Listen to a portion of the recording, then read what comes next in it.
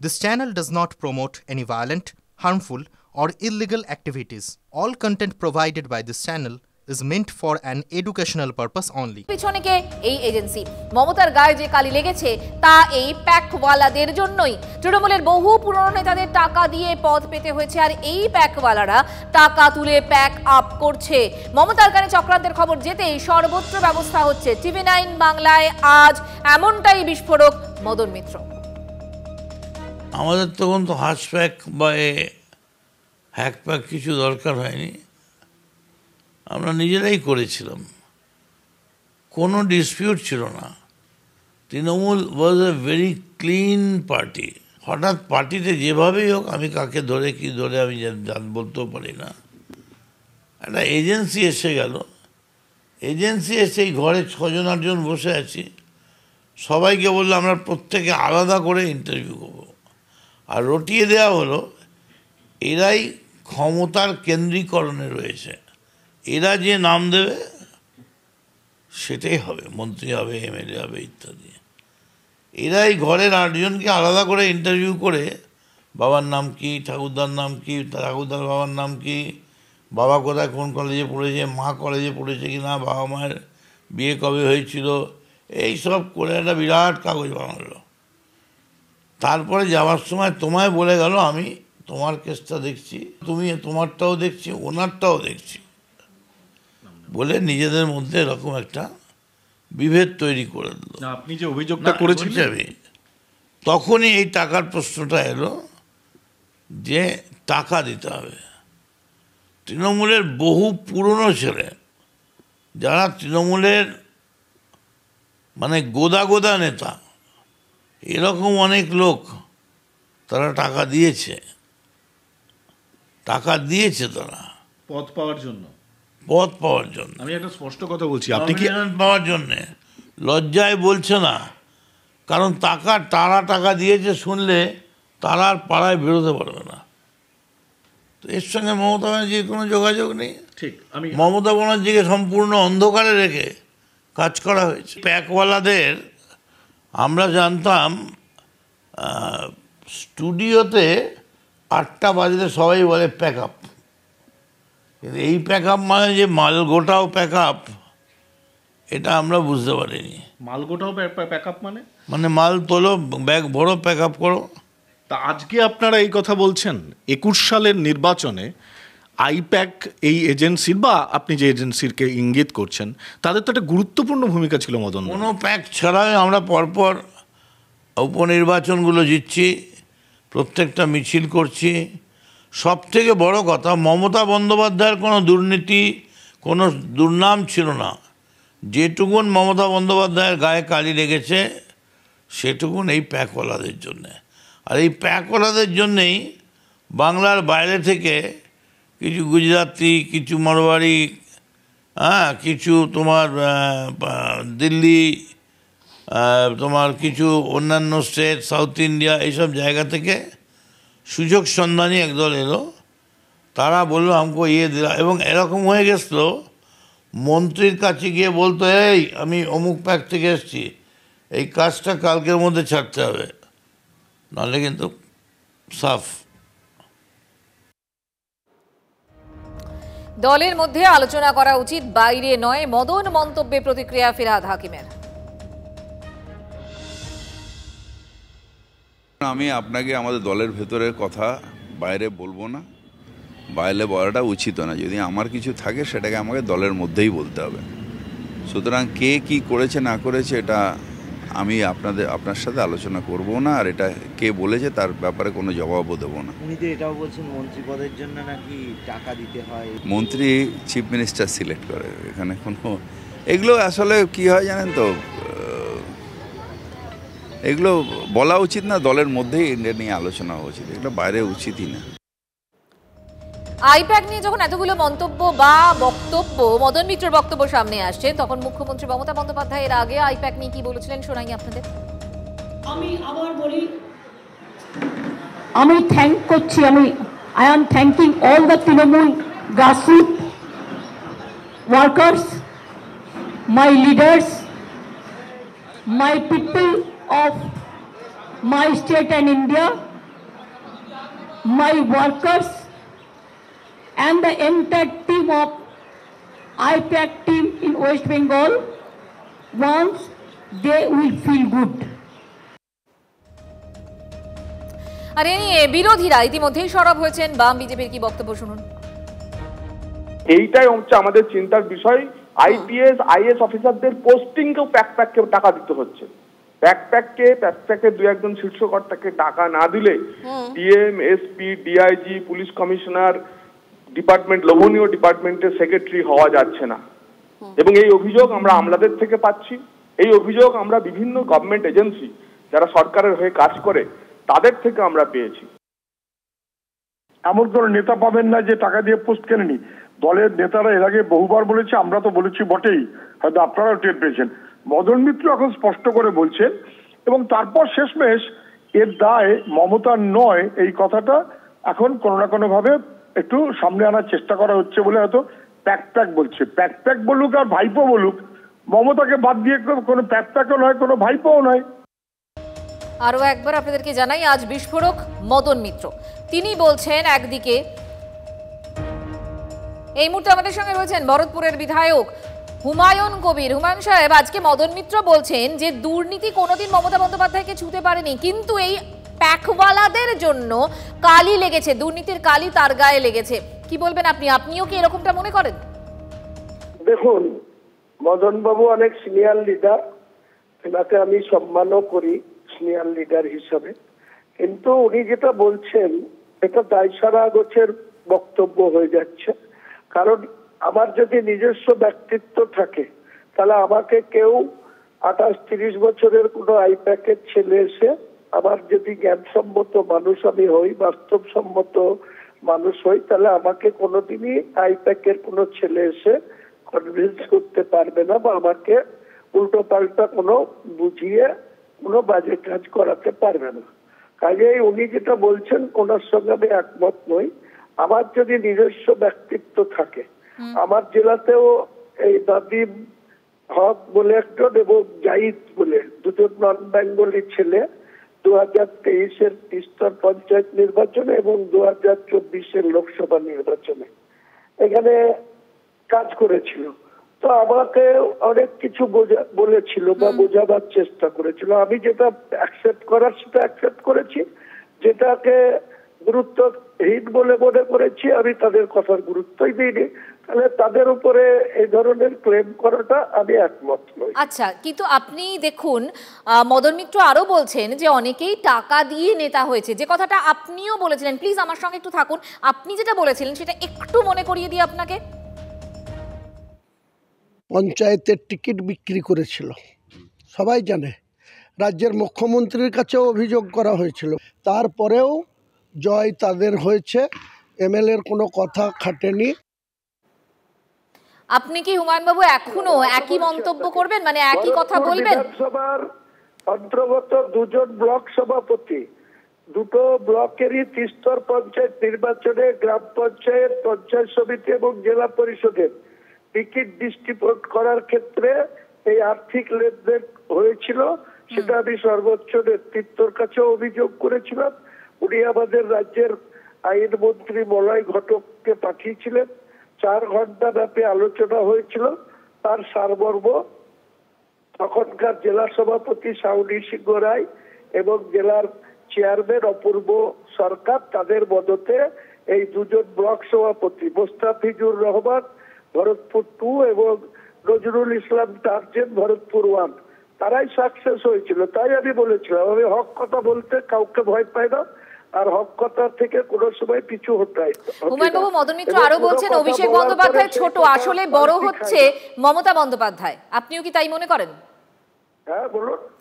মদন মিত্র আরো বলছেন অভিষেক বন্দ্যোপাধ্যায় ছোট, মমতা বন্দ্যোপাধ্যায় অনেক বড়। আপনিও কি তাই মনে করেন? দেখুন, মমতা বন্দ্যোপাধ্যায় আমারও নেত্রী, অভিষেক বন্দ্যোপাধ্যায়েরও নেত্রী, মদন মিত্রেরও নেত্রী, সৌগত রায়েরও নেত্রী, ওই কল্যাণ ব্যানার্জিরও নেত্রী। এটা সবাই জানি আমরা। আমরা তো মমতা বন্দ্যোপাধ্যায়ের আলোয় আলোকিত, এটা তো সবাই জানে। তৃণমূল কংগ্রেসটা সৃষ্টি করেছেন মমতা বন্দ্যোপাধ্যায়। তাকে দেখেই 3 বারের মুখ্যমন্ত্রী তিনি, এবং 34 বছরের বাম যমুনাকে ক্ষমতাচ্যুত করেছেন তিনার নেতৃত্বে। কাজে এটা তো নতুন কিছু নয়, এ কথা সবাই জানে, আমিও জানি, আমিও মানি, আগামী দিনেও মেনে চলবো। ধন্যবাদ আপনাকে, অনেক ধন্যবাদ আপনাকে। আর এই ইস্যুতে বিরোধী দলনেতা কি বলছেন শুনুন। উনি যেটা বলেছেন এটা একদম সত্যি কথা। অঞ্চল প্রেসিডেন্ট, অঞ্চল প্রধান, কাউন্সিলর, পৌর প্রধান থেকে উপর পর্যন্ত, উনি তো মন্ত্রীর কথা বলেছেন, ওনাকে নিশ্চয়ই কেউ বলেছে যে 10 কোটি, এবং উনি আজকে আইপ্যাক এর কথা বলেছেন। আমি আপনাকে চেক নম্বর বলে দিতে পারি, জল জীবন মিশনে একজন ঠিকাদার আইপ্যাক এর অ্যাকাউন্টে কাকদ্বীপ স্টেট ব্যাংকে থেকে 11 কোটি টাকা দিয়েছে 21 ভোটে।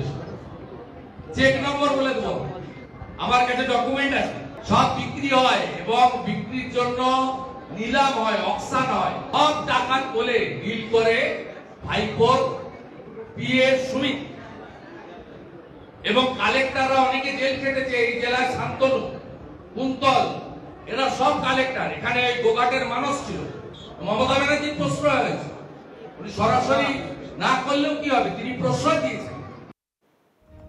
যে কথা আপনাদেরকে বলছিলাম, যে কথা ভরতপুরের বিধায়কের সঙ্গে হচ্ছিল, মানে মদন মিত্র আরো তো বলেছেন না যে অভিষেক বন্দ্যোপাধ্যায় ছোট, মমতা অনেক বড়, মমতা ভারতব্যাপী মুখ। এ প্রসঙ্গে তার কি বক্তব্য আরেকবার শোনাই আপনাদের।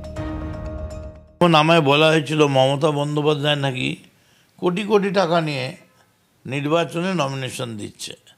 আমি আপনাদের সামনে ফেলে দিচ্ছি, কোথাও মমতা বন্দ্যোপাধ্যায়ের কোনো নাম নেই। এর থেকে বড় পাপ আর হয় না। যে মহিলা নিজের সর্বোচ্চ দিয়ে তার রোজগারে এই পার্টিটা চালালো, তার বিরুদ্ধে গায়ে কাদা লাগানো যে চক্রান্ত করবে, সে তো বেঈমান। তার নিজে আত্মঘাতী হওয়া উচিত। 14, 16, 19, 21, 24 যা জিতেছি মমতা বন্দ্যোপাধ্যায়ের জন্যে। মমতা বন্দ্যোপাধ্যায় ছিল বলে জিতেছি।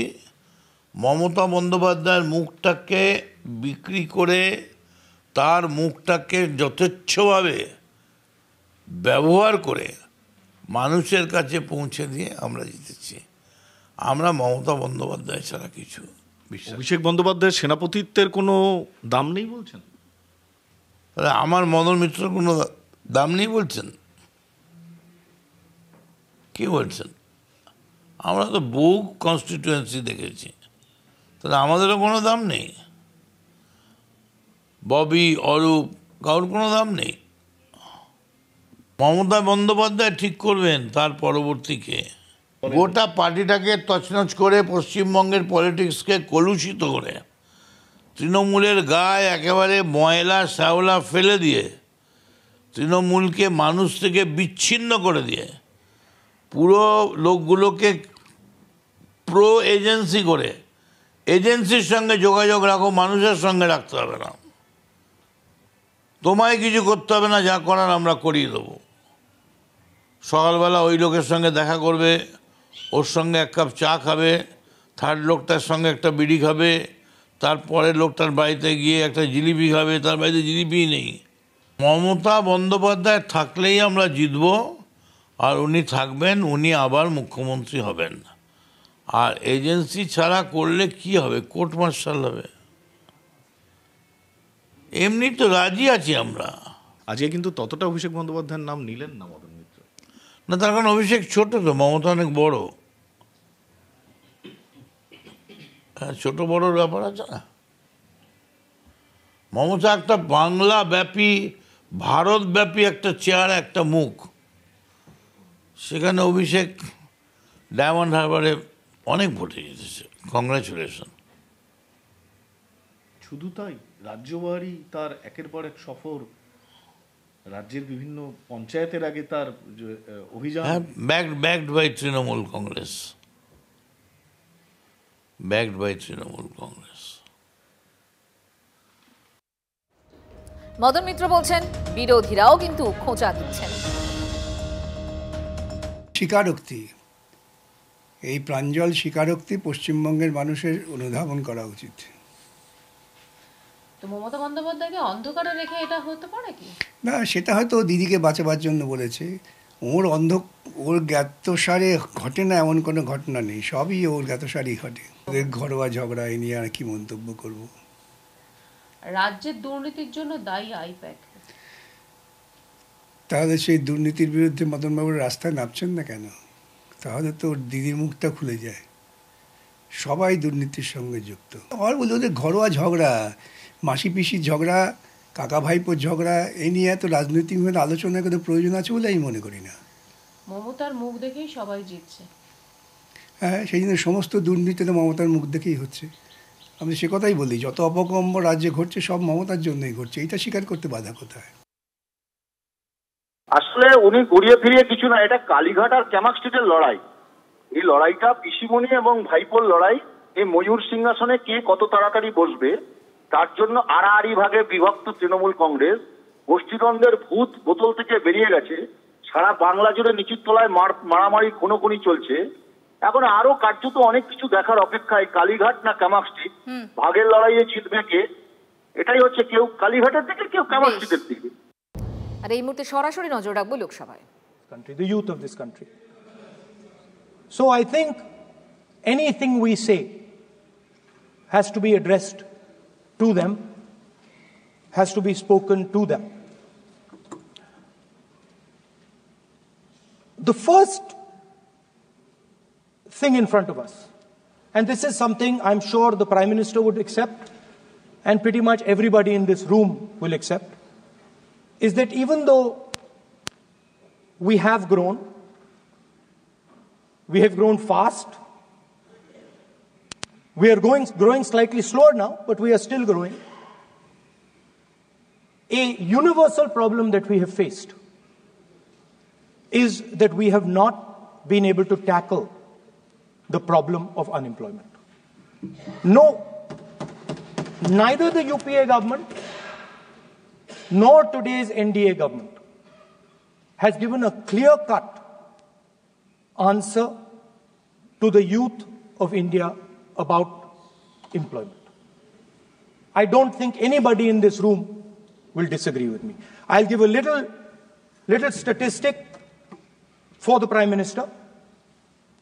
The Prime Minister, something I would agree with directionally, the Prime Minister proposed the Make in India program.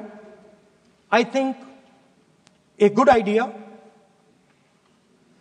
We saw the statues, we saw the functions, we saw the so-called investment, and the result is right in front of me.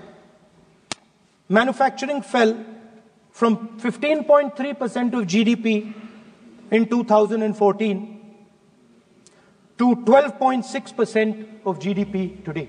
That is the lowest share of manufacturing in 60 years. I'm not even blaming the Prime Minister, because I think